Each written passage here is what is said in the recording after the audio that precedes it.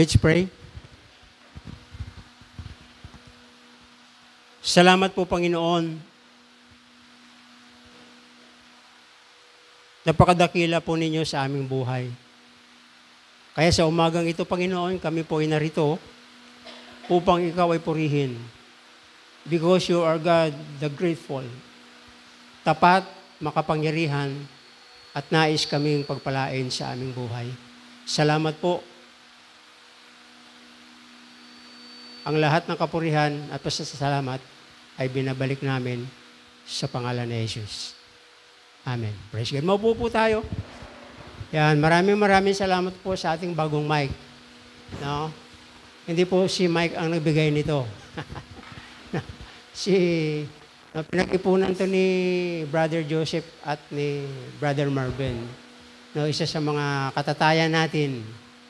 At bago magsimulang lahat, batiin po natin yung ating mga tatay ng Happy Father's Day. No, binatin nyo ba yung mga tatay nyo? O nakalimutan nyo lang?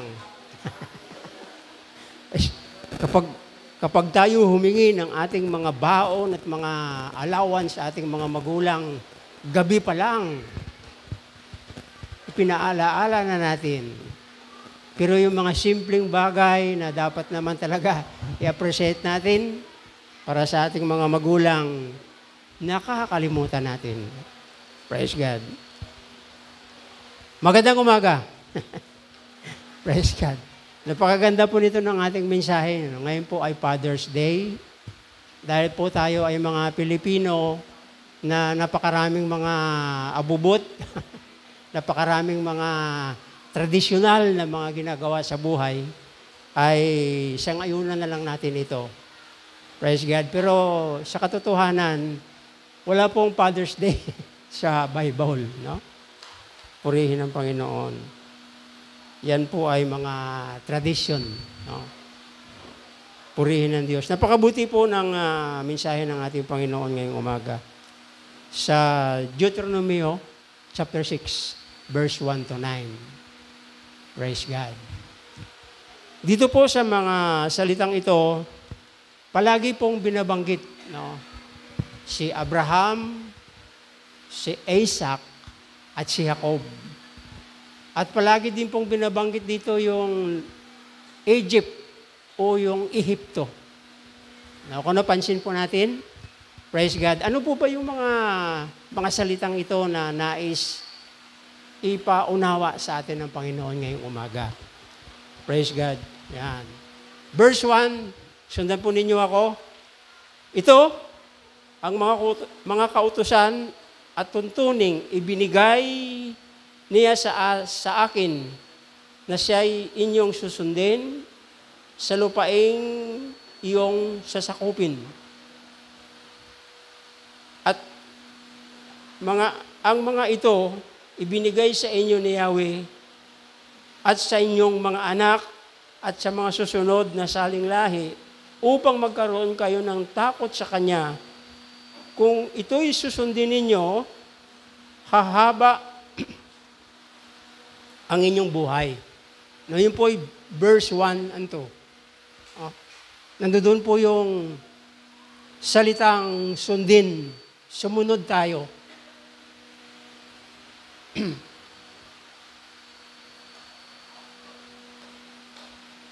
Dahil ang pagsunod ay may kaakibat na blessing. No? Obedience, bring blessing. Para baga sinabi ng Panginoon na kapag lumihis tayo, lumayo tayo dito, wala tayong magagawa. Sundin ninyo ito. Ito ang turo at aral na ibinigay sa atin ng ating Panginoon. Sa amin mga magulang, no, ang aming mga batas o yung mga alituntunin na ibinibigay sa inyo, yun po yung galing sa Panginoon. Galing sa salita ng Diyos. At ito po ay itinuturo namin sa inyo. Kaya po napakapalad po natin dahil may mga magulang tayo na bukas ang kanilang isip, ang kanilang puso at ang kanilang kalooban patungkol sa salita ng Diyos. Kaya wag po ninyong pagsisisihan na nagiging totoong Kristiyano ang inyong mga magulang. Dahil mula po sa ating mga lulo, sa kapanahonan namin ngayon bilang mga magulang, hanggang po sa inyong henerasyon, praise God, ipinapadaloy ng Diyos o hinahayaan po niya na umagos ang pagpapala sa inyong buhay, sa ating buhay. Kaya po yung the Great Commandment. Ito po yung Great Commandment na inelaborate ng Panginoon doon po sa bundok ng Sinai. No? Praise God. Ibinigay ng Panginoon ang kanyang alituntunin, ang kanyang batas, sa pamamagitan po ng dalawang tapyas na bato. Isinulat niya po ang mga batas na ito at itinuro niya kay Moses. At narito po tayo ngayon. Ipinapaliwanag ng Diyos o ipinapaliwanag ni Moses ang kahalagahan ng mga katuroang ito. Praise God. Hallelujah. Gusto niyo po makita lagi yung tatay ninyo, no? Lasing? Sino ba dito yung may mga tatay na naglalasing? Di ba ang pangit? Di maganda tignan. Gusto niyo bang laging marinig na ang inyong mga tatay ay nagmumura? Gusto niyo bang laging makita na ang inyong tatay ay inaaway ang inyong nanay at pinapalo kayo? Gusto niyo ba yon?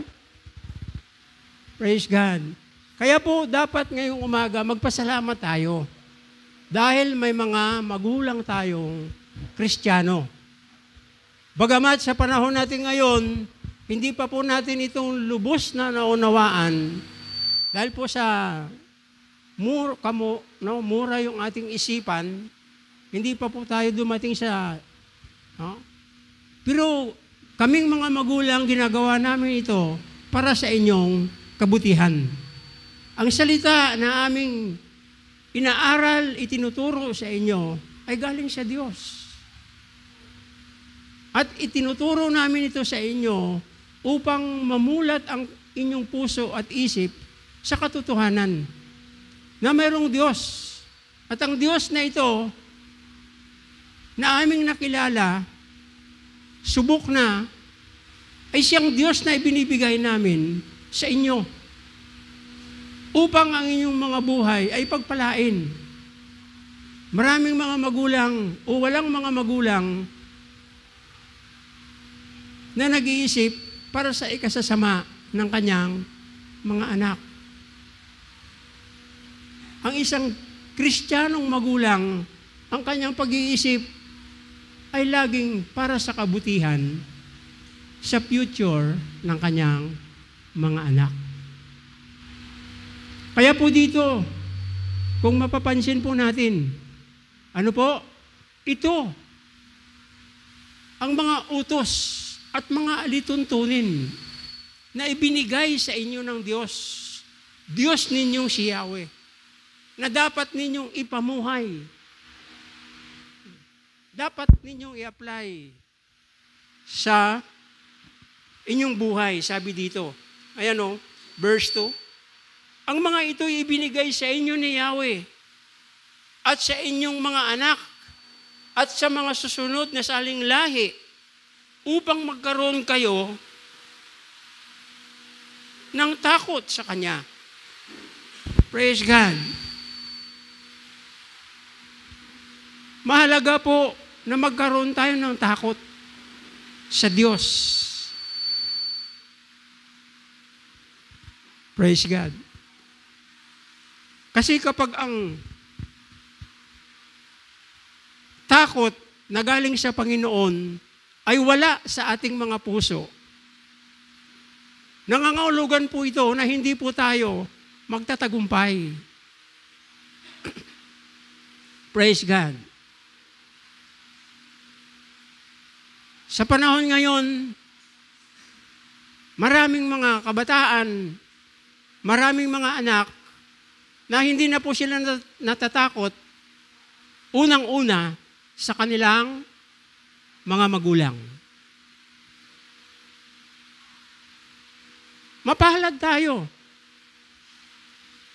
Napaka-bless po natin dahil mayroon tayong mga magulang na Kristiyano. Yun po yung unang dapat ipagpasalamat natin sa Diyos. So ano ang ating gagawin bilang anak? Pakinggan natin siya. Sundin natin. Dahil ang batas o ang salita na kanyang ina-apply, pinaparinig at itinuturo sa atin, ito ay galing sa Panginoon. Minsan lagi na lang sinasabi ng mga anak, si Papa nag-iimbento lagi. Praise God. Si Papa laging gumagawa ng sariling kwento. Praise God.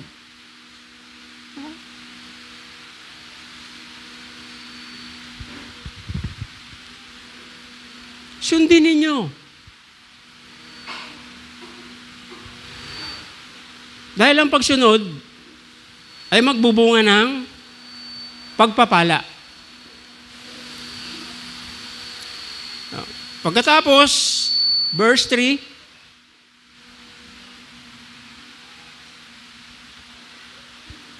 kaya nga pakinggan ninyo ito at sundin. Paano pagsunod? Sundin mabuti. Gawin mo ng tama. Na kung ano yung sinasabi, gawin mo. Alam mo ba sa panahon natin ngayon, kung bakit maraming mga kabataan na pariwara ang kanilang buhay, nagiging miserable ang kanilang buhay, dahil hindi sumusunod sa magulang. Tandaan po natin ito, kapag hindi natin sinusunod ang ating mga magulang, parurusahan tayo ng Diyos. Ano bang gusto natin? Tayo pagpalain o tayo parurusahan? O di sumunod tayo. Hindi yung sinasabi, anak, bumili ka ng ano doon, isang buting gin at mag-inuman tayo. Nagagawa lang po yun ng mga magulang na hindi o walang relasyon sa Diyos.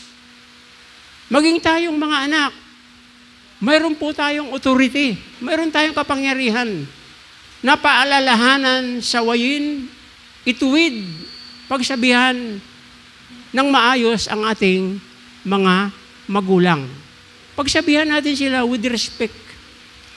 No? Praise God. Respeto.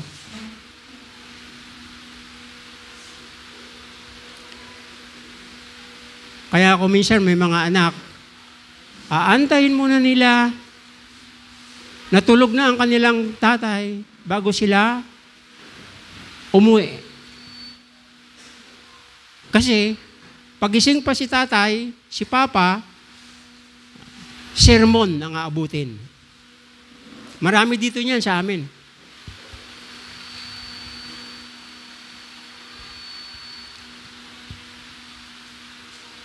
Pakinggan, sundin, ng maayos. Ayan na naman, verse 4. Pakinggan mo, O Israel. Alam mo bang salitang O? No, O. Yung bang salita na parang mayroong katotohanan, pagpapakumbaba, no? Mayroong pakiusap. Naintindihan ba natin yung mga salitang yan? Ngayon kasi parang mabaw. Pwede ba? Yan. Kapag yung mga magulang natin ay narinig na natin yung salitang, pwede ba anak? Praise God. Makinig tayo agad. Kasi sa Biblia, Israel. Diba? Pwede ba? Gawin natin to. Praise God. Ang mga sinasabi dito, mayroong kasamang pangako. At ang pangako na sinasabi dito ay pagpapala. Pagpapala. Gusto ba nating pagpalain? Praise God. Pakinggan natin, sundin natin. Sabi ni Apostol Paul sa Hebreo, yung salitang ito, yung parang ilaw na lumiliwanag sa isang madilim. No, nagdadala sa atin, nagtuturo sa atin kung anong landas ang ating dapat tatahakin. Ito ay salita ng Diyos. Diba? Psalms chapter 119, verse 105. Anong sabi niya? Anong sabi nun? Salita mo'y isang tanglaw na sa aking ay patnubay. Dadalhin tayo ng payo ng ating mga magulang sa isang wasto at matuwid na landas. Kaya pakinggan natin siya. Makinig tayo. Amen? Praise God. Chapter 13 ng Mateo, ang may pandinig ay makinig. Yung ating, yung disenyo, yung design ng ating tenga, pag ganun ba yung isa? Patalikod ba? Di ba pare yung paharap? Para i-adapt, para pakinggan yung mga salita na nakakabuti, mga salita na nakapagbibigay aliw, mga salita na nagturo sa atin para tayo lumakas, mga salita na nagbibigay sa atin ng tamang direksyon, mga payo at paalaala na minumula tayo sa isang tama na buhay bilang Kristiyano. Praise God. Sa linggo, babalik na naman tayo sa ating tema. Ano ba yung ating tema? Ano yung ating tema?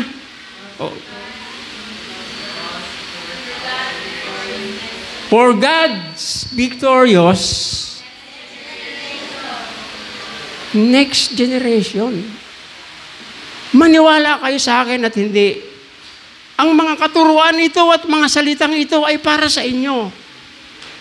Para hindi mapariwara ang buhay nyo. Subukan ninyo lagi kayong magmamatigas. Lagi kayong hindi makinig sa inyong mga magulang. Mga kababaihan, hindi magtatagal. Lalakit yan nyo. Amen? Mga kabataan, hindi magtagal. 18, 19, 20, may anak ka na. Praise God. Lalo pa sa panahon natin ngayon, open na open ang ating isipan at puso sa social media. Praise God. Na para bagang walang lihim, walang natatago.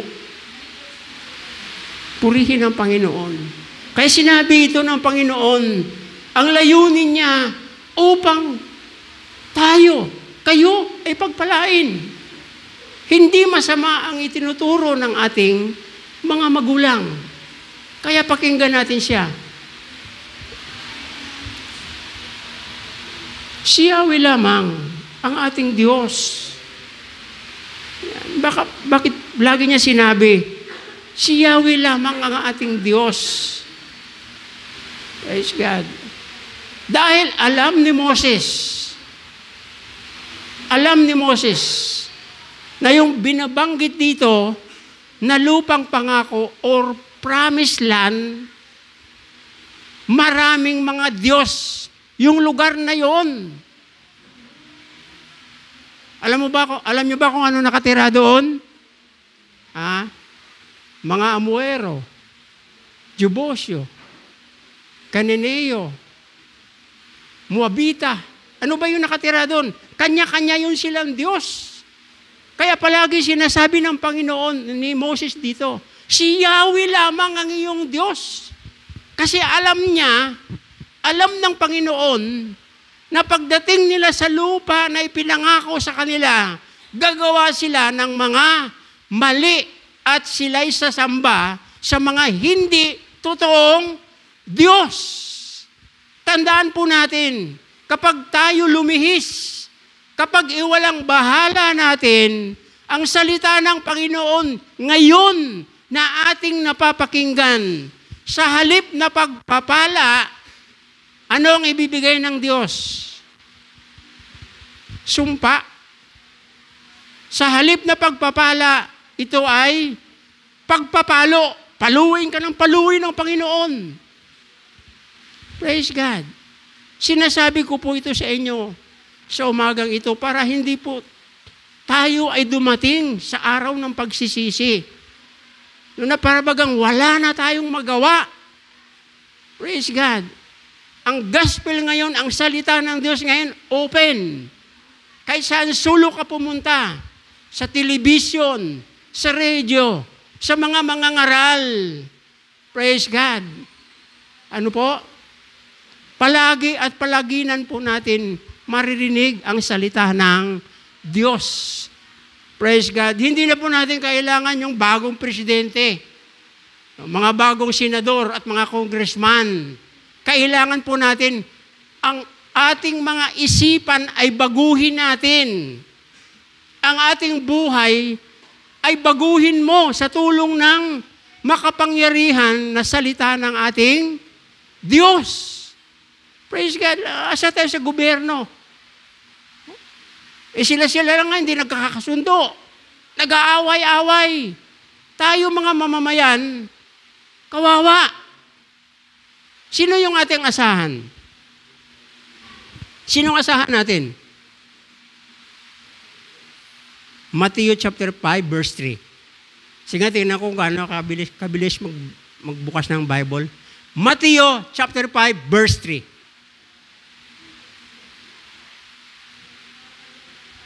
Ano sabi? Mapalad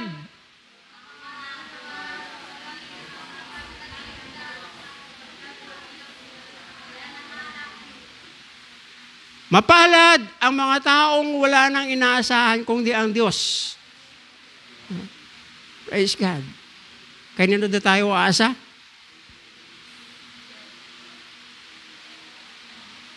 Pagpapala. Hindi pagpapalo.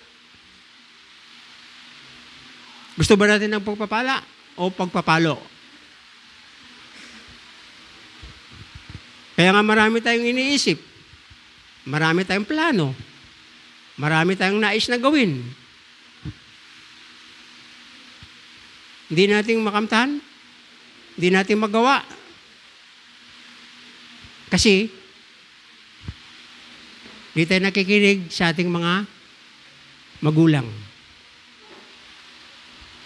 Verse 5, ibigin mo si Yahweh. Ibigin mo ang Diyos. Paano natin maibig ang Diyos? Paano natin ibigin ang Panginoon? Pupunta ka sa langit, tapos sasabihin mo, Lord, mahal kita. Paano? Paano? Kaya ako nagtatanong dahil binubuksan ko ang isipan ninyo.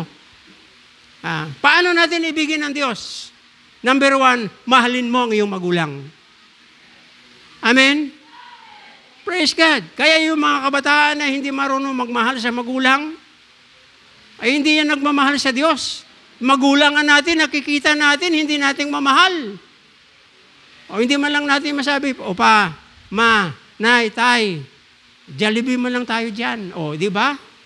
Praise God. Kaming mga magulang, no? Appreciate namin yan. Praise God. Oh. Biro mo, sabihin sa'yo ng anak mo, Pa, Ma, Nay, Tay, kasasahod ko lang eh. O pwede bang, di ba Hindi sa ganun lagi ang hinahanap namin. Hindi sa ganun lagi yung gusto namin. Simpleng bagay lang ang igaganti ninyo. Simpleng bagay lang ang gagawin ninyo. Praise God. Yan ay nagpapakita na tumitimo, sumisibol, at tumutubo ang salita ng Diyos na napapakinggan ninyo galing sa amin. Praise God. Mayroon tayong mga tatay, literal na tatay. Mayroon din naman tayong tatay na spiritual. Praise God. Ano? Gano'n lang naman sabihin mo, Tay, Happy Father's Day. Kahit wala sa Biblia. Gilang. Praise God. Sundin nyo. Sundin ninyo mabuti. No? Ang mga utos na yan, itanim ninyo sa inyong puso. Saan tayo magtatanim? Sa bakanting lote? No? Yung mga utos na ito, itanim ninyo palagi sa inyong mga puso. Sa puso. Isa puso natin ang ating naririnig na pahayo ng ating mga magulang. Ibilang natin na ito ay isang kayamanan na ipinamana nila sa atin. Sabi ko po sa inyo, kapag yun lagi ang inyong pag-iisip at pananaw, praise God, hallelujah. No? Ito po ay isang pamana, kayamanan, na hindi nananakaw. Kaya nga po sabi ng Panginoon sa chapter 6 ng Mateo, mag-impok kayo ng kayamanan, huwag dito, doon. Sapagkat kung saan ang iyong kayamanan, nang doon ang iyong puso. Praise God. Kapag ang iyong puso ay na-circumcise, binago, nilinis, inayos ng Panginoon, praise God. Tanggap na tanggap mo yung pangaral ng iyong mga magulang. Susundin mo talaga. Gagawin mo na mayroong pagmamahal. Mayroong pagpapakumbaba. Praise God. Kaya po dapat po natin ito matutunan. Mga kabataan. Baka kaninang umaga pagising nyo, hingi kayo agad pambiling pandesal. Hindi man lang kahit papano nabati yung mga tatay nyo. Tay, Happy Father's Day. Oh. Kahit, Pa, Happy Father's Day. Mayroon ba tayo dyan? O, di ba? Purihin ang Panginoon. Verse 7. Ituro ninyo ito sa inyong mga anak. Yan. Ituro ninyo ito sa inyong mga anak. Please lang, mga anak. Darating ang araw na kayo din ay magiging mga ama. Sa panahon ng inyong kabataan, nahubog na ang inyong isipan. Naitanim na ito sa inyong mga puso. Yung mga salitang ito na sinasabi dito sa verse 7, siya din po yung ituturo ninyo sa inyong mga anak. Sabihin nga po natin sa katabi natin, nakuha mo. Praise God. Kapag hindi mo pa nakuha yan, ayawan ko na lang sa'yo. Praise God. Yung mga kabataan natin ngayon, yung mga susunod na henerasyon ngayon, praise God, magkaroon lamang ng pag-aasa ang ating bayan kung itong mga kabataan ito magiging leader. Magiging mga righteous leader. Bakit righteous? Lumaki sila, nahubog sila, naturuan sila, nabuksan ang kanilang puso at isip sa katotohanan. Ano yung katotohanan? Salita ng Diyos. Praise God. Ito isang kayamanan. Sabi ng Matthew chapter 6. Ang paghahari ng Diyos katulad ng isang mahalagang perlas. Nahukay ito ng isang mangangalakal. Pinagbili niya yung kanyang lahat ng ari-arian at binili ang perlas na yon. Ang paghahari ng Diyos ay katulad ng isang kayamanan na nakabaon.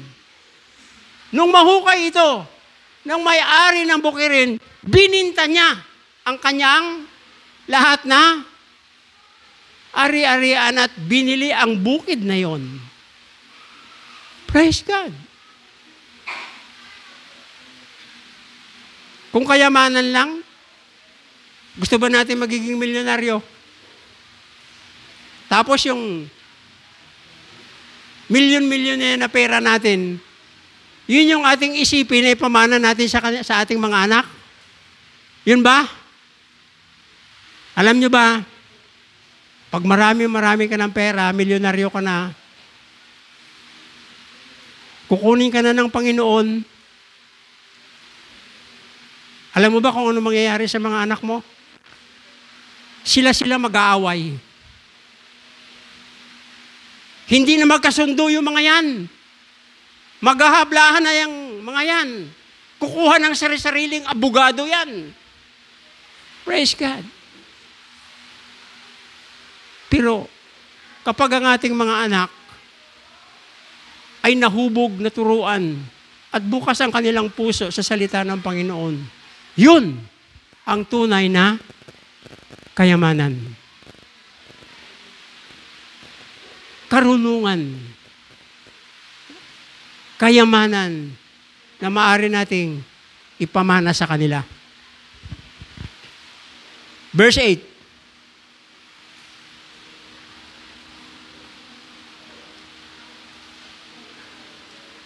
Praise God. Ipulupot ninyo ito sa inyong mga kamay bilang tanda at itali sa inyong noo. Praise God. Ano ba ibig sabihin nito, Pastor? Ipulupot ninyo ito sa inyong mga kamay at itali sa inyong noo. Praise God. Ba, kapag tayo ay nagdisiplina sa ating mga anak, dapat ang gagamitin nating pamalo, yung salita ng Diyos na nakapulupot sa ating mga kamay. Sabi ng Mateo chapter 11 verse 28 to 29, ano sabi niya? Lumapit kayo sa akin, kayong nahihirapan at napapagalan, sa inyong mga pasanin, mag-aral kayo sa akin, sapagkat maamo, ako ay maamo, at makakasumpong kayo ng kapahingahan para sa inyong mga kaluluwa. Yun yung salita ng Diyos na nakapulupot sa ating mga kamay. Inong mga 1970s, 1980s, kapag dinidisiplina kami ng aming nanay, yung dulo ng bayabas, yung dulo ng kawayan, yung biniyak na kawayan, na kapag pinalo ka, 2 linggo, bago mabura yung... Praise God. Gusto ba natin ibalik yon? Baka marami ng mga magulang, mapupuno yung ating kulungan. Kasi bawal ngayon sa mga magulang ang imatrato, saktan ang kanilang mga anak. Alam niyo po, napakagandasan ng aral na yun eh. Ang problema, isa sa ating nakaligtaan. Hindi na natin pwedeng paluin ang ating mga anak. Ano ang dapat? Ituro sa kanila. Ilagay, itali sa ating mga braso, sa ating mga kamay, ang salita ng Diyos. Kapag magkamali yung iyong anak, tapikin mo. With love. Kasamang pag-ibig. Anak, ano ba?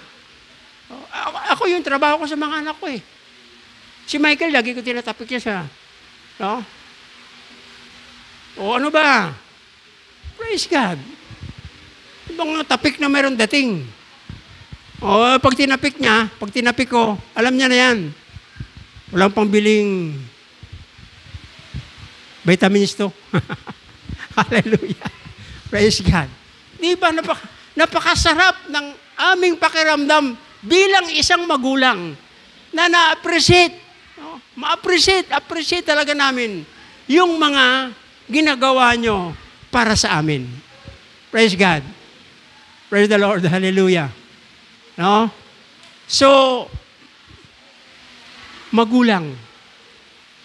Pakita natin na mahal natin ang Diyos. Amen? Kung mahal natin ang Diyos, dapat mahal natin ang ating mga magulang. Praise God. Hindi ko po kayo tinuturuan. Kung sakali lang na makita ninyo ang inyong mga magulang na laging naglalasing, praise God. Medyo kunting masahe at basahan ng salita ng Diyos.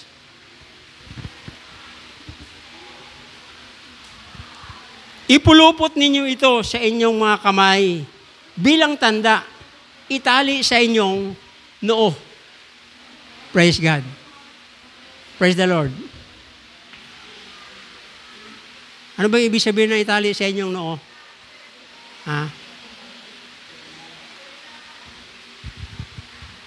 Praise the Lord. Imulat natin sa kanila. Praise God. Di ba? Tayong mga nagbabasa ng Bible, hindi natin pwedeng turuan, hindi natin pwedeng sabihin sa kanila na magbasa kayo ng Bible. Amen. Ano bang ibig ko sabihin dito? Tayong mga nagbabasa ng Biblia, praise God, tayo yung binabasa ng mga nakakita sa atin. Kuha nyo. Kumbaga sa madaling salita, tayo ang ating buhay, ang pinaka-Bible. Na tayo yung kanilang binabasa. Tayo yung kanilang nakikita. Sa anong pamamaraan? Sa ating pag-uugali. Sa ating kilos araw-araw. Sa ating pananalita. Praise God. Di ba kapag mayroon nagalit sa atin, sasabihin, yun ba yung nagbabasa ng Biblia? Tapos nagmumura? Yun ba yung nagbabasa ng Biblia pagkatapos madamot? Praise God. Ang Biblia, hindi yan binigay ng Panginoon para ibato sa kapwa. Ang Biblia, binigay ng Panginoon para basahin natin at i-apply sa ating buhay. Sa mga hindi pa nakakilala sa ating Panginoon at hindi pa nagbabasa ng Biblia, tayo yung pinaka-Bible sa kanilang buhay. Binabasa nila ang ating buhay. Kaya nga maraming Kristiyano takot mag-share. Intindihan niyo ako? Takot mangaral. Praise God. Kasi ayaw nilang mabasa ang Biblia sa buhay nila. Kasi kung minsan, sumasideline pa, umi-extra pa. Praise God. Hindi tayo perfect. The only one is perfect. Only Jesus. Praise God.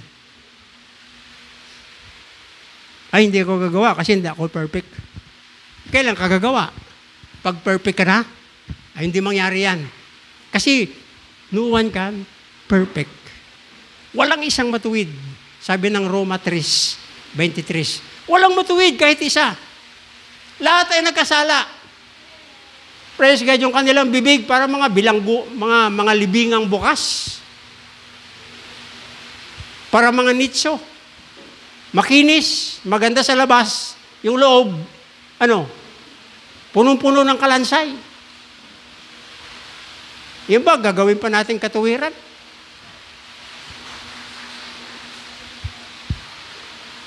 Simulan mo na. Lagi mo lang sabihin, ako din po ay hindi makasalanan din. Praise God. No? Pero dahil sa Panginoon, yan, narito ako. Ibinabahagi ko sa inyo. Binibigay ko sa inyo ang salita ng Diyos. Baka sa mga pagkakataong yon, buksan ng Panginoon ang kanilang isip, ang kanilang puso, at sa mga pagkakataong yon, sila ay magsisi, magbago, magbalik loob sa Panginoon. O di, ikaw ang ginamit ng Panginoon para magsisi ang iyong kaibigan. Praise God. Verse 9. Isulat ninyo, isulat sa mga hamba ng pintuan ng inyong bahay at mga tarangkahan. Praise God. No? Napaka-literal ng itinuturo dito ni Moses. Praise God. Ano ba ang ibig sabihin ng hamba at mga tarangkahan? Praise God. Ano bang ibig sabihin yung mga kinakabitan ng pinto? Yun ang hamba. Yung mga tarangkahan, yun ang padlak. Nakuha nyo? Nakuha nyo? Praise God. Na laging nagsisimula sa atin ang kaligtasan. Sa atin magsisimula yung kapayapaan, yung katiyakan. Subukan nyo matulog, bukas yung inyong mga pinto. Makakatulog ba kayo? Hindi. Praise God. Pero kapag sarado ang ating pinto, nakalak ang ating pinto, makakatulog tayo ng mahimbing. Praise God. Hamba. Na ikaw palagi ang humahawak sa kaligtasan. Na sa buhay mo, na sa puso mo, ang katiyakan. Yun yung hamba. Yung pinto, yung bukas-sara. Bukas-sara. Praise God. Yung ating mga sinasabi, yung ating mga pananalita. O kaya dapat nakakatulong, nakaka-encourage sa ating kapwa para yung makarinig sa atin ay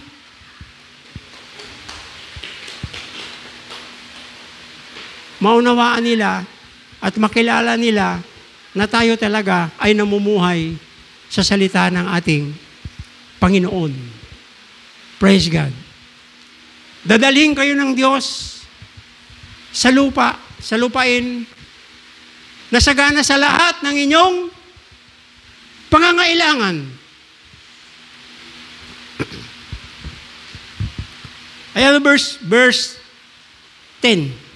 Malapit na kayong dadalhin ni Yahweh sa lupaing ipinangako niya sa inyong mga ninuno, sina Abraham, Isaac at Jacob.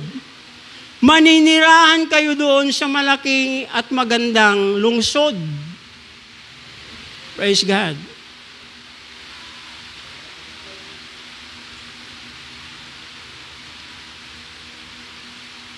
Sana, titira kayo sa mga tahanang sagana sa lahat ng bagay. Ngunit hindi kayo ang pinaghirapan o hindi ninyo pinaghirapan. Iinom kayo ng tubig sa mga nagaling sa mga balon na hindi kayo ang humukay. Mamimitas kayo ng mga ubasan, sa mga ubasan na hindi kayo, sabi niya,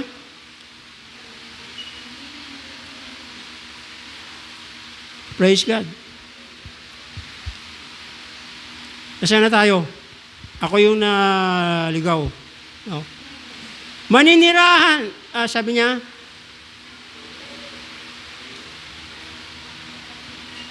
Iinom kayo sa mga balon na hindi kayo ang humukay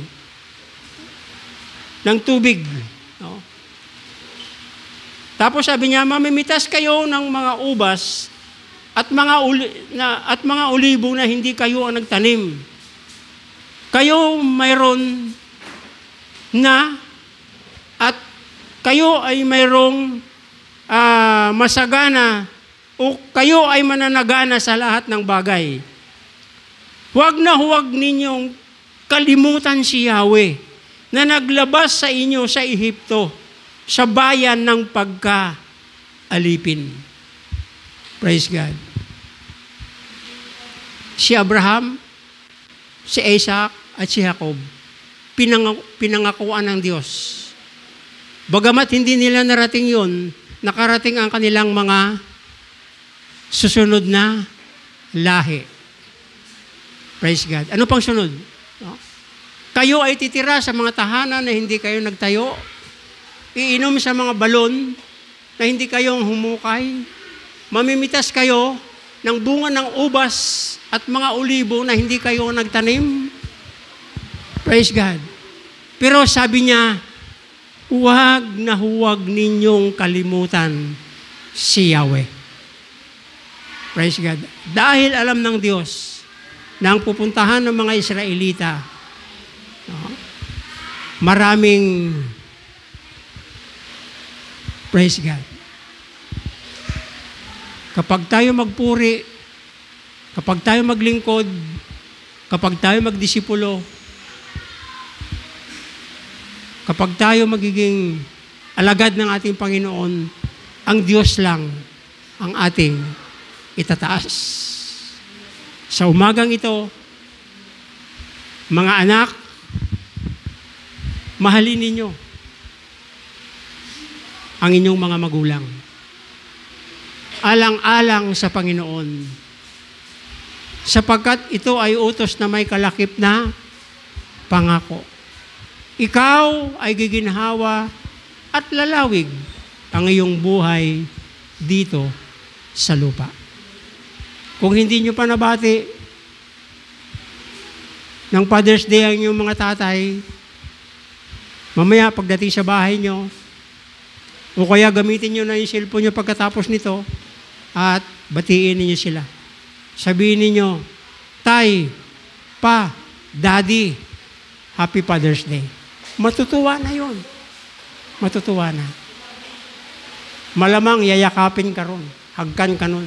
Sasabihin, anak, maraming salamat.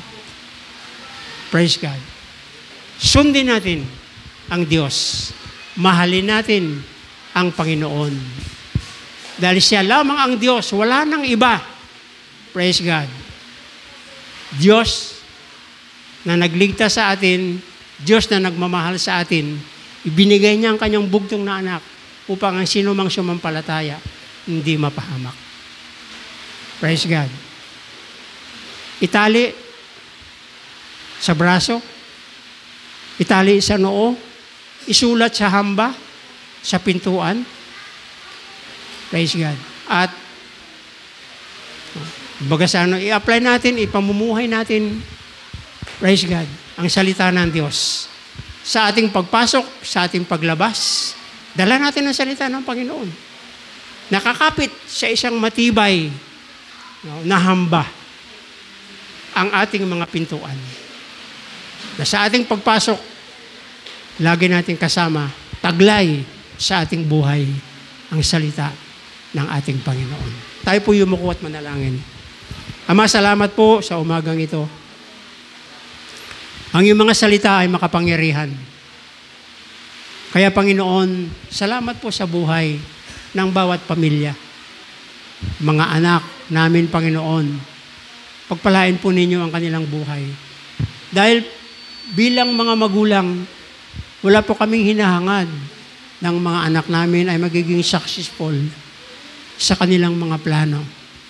But Lord, ang aming pong dalangin na sana lagi silang rumispito, sumunod, magtiwala. Kayo ang Diyos na aming pinaglilingkuran.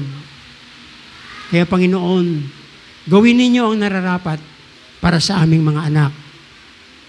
Katulad naming mga magulang, laging bukas ang aming puso at isip sa iyong mga salita.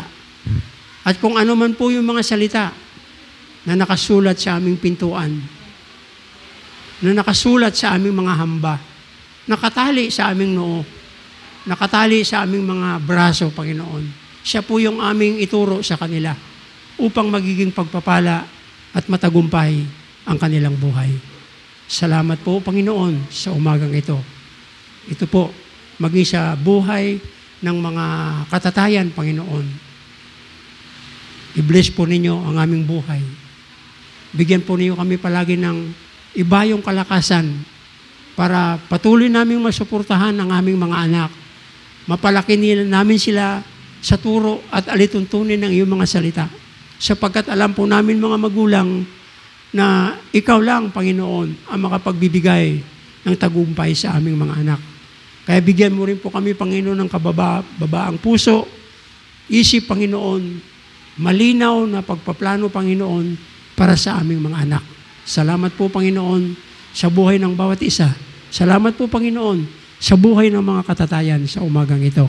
Ito po ang aking dalangin sa pangalan ni Jesus. Lahat ng anak ng Diyos magsabi ng Amen. Praise God. Hallelujah.